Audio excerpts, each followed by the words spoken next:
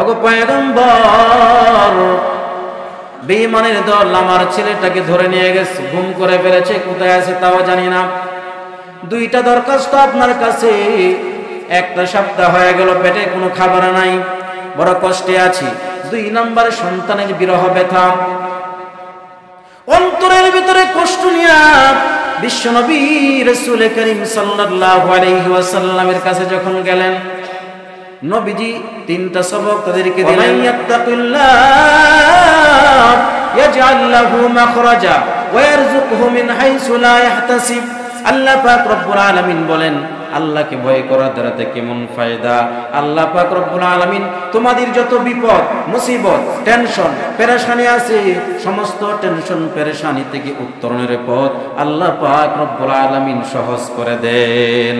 আর এমন জায়গা থেকে তোমাদের জন্য রিজিকের ফয়সালা করবেন জীবনে কোনোদিন কল্পনাও তোমরা করতে পারো না। সুবহানাল্লাহ।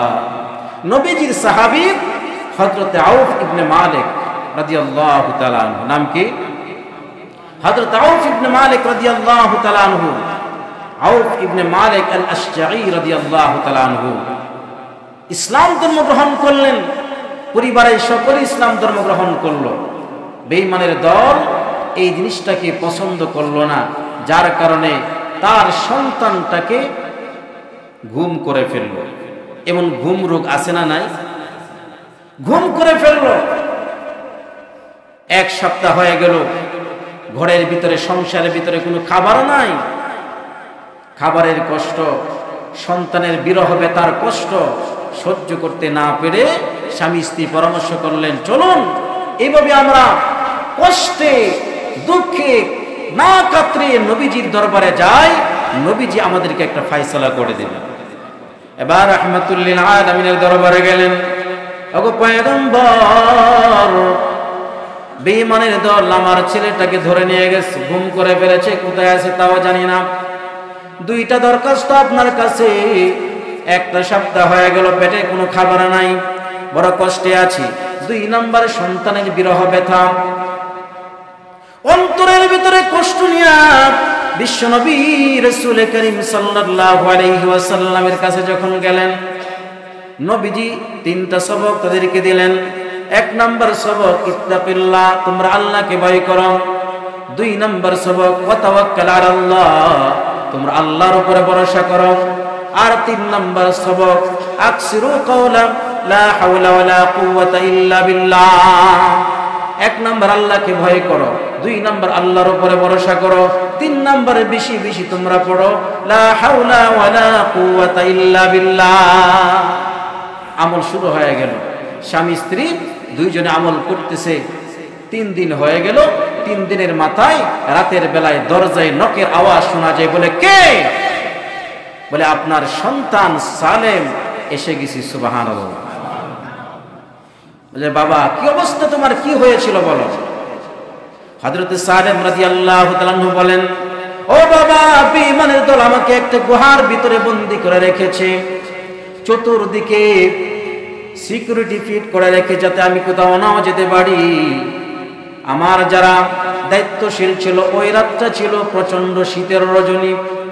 যে 3 জন দায়িত্বশীল ছিল, প্রচন্ড শীতের কারণে তারা নিজ নিজ কামরায় গিয়ে ঘুমিয়ে পড়ল। আমি তাদের নাকের আওয়াজ শুনতে পাইলাম, গলার আওয়াজ শুনতে পাইলাম, তারা ঘুমাচ্ছে। এই চিন্তা করে আমি এবার সুযোগ খুঁজলাম পালানো কিভাবে যায়। আল্লাহ পাক আমার জন্য সহজ করে দিলেন। আমি গেলাম, গিয়া দেখি দরজাটাও খোলা, তালাটাও খোলা। আমি সুন্দরভাবে চলে আসলাম। আর আমি চিন্তা করছি, 1 সপ্তাহ হয়ে গেল, আমার মা বাবা আমার কষ্টের কারণে হয়তো কিছু খায় নাই। যদি কোনো খাবারের ব্যবস্থা হতো, মা বাবার জন্য আমি নিয়ে যাইতে পারতাম। এবার তার পিছনে পিছনে ওই মাঠের ভিতরে যে উট বেড়া বকরিগুলো ছিল, উট বেড়া বকরিগুলো তার পিছনে পিছনে তার বাড়ির আঙ্গিনায় ভরপুর হয়ে গেছে। সুবহানাল্লাহ। বলতেছে, এই হলো হাল। এই উট বেড়া বকরিগুলো আমার পিছনে পিছনে চলে এসেছে। এবার বলে, উট বেড়া বকরির মাসালা নবীজি নিজে দিবেন। সকালবেলা আমরা রাহমাতুল লিল আলামিনের দরবারে যাব। সকাল যখন হয়ে গেল, রাহমাতুল লিল আলামিনের দরবারে গেলেন, ইয়া রাসূলুল্লাহ, ইয়া হাবিবাল্লাহ, আপনি যে আমল দিয়েছিলেন কাজে লেগে গেছে, আমাদের কলিজার টুকরা সন্তান আমাদের বুকে ফিরে এসেছে, এখন উট বেড়া বকরি এগুলো কি করব? নবীজি বলেন, অপেক্ষা করো, দেখি জিব্রাইল আমিন কি পরামর্শ দেয়। সাথে সাথে হযরতে জিব্রাইল আমিন কোরআনে কারীমের আয়াত নিয়ে অবতীর্ণ হয়ে গেলেন, আর বলতে শুরু করলেন, ওয়ামাইয়াত্তাকিল্লাহ ইয়াজআল লাহু মাখরাজা ওয়া ইয়ারযুকহু মিন হাইসু লা ইয়াহতাসিব।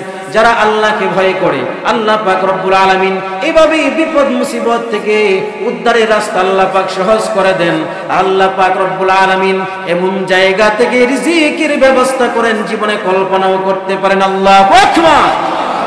এই যে উট বেড়া বকরি, এগুলো আল্লাহর তরফ থেকে গায়বী রিজিক, সুতরাং এগুলো তোমরা ব্যবহার করতে পারবে। সুবহানাল্লাহ। দুঃখ, হতাশা, টেনশন, পেরেশানি, গরিব, পেটের ভিতরে খাবার নাই, এখন এই মুহূর্তে তাকে কোটি টাকার মালিক বানিয়ে দিলেন কে? সুতরাং সে আল্লাহকে ভয় করলে লাভ না লস।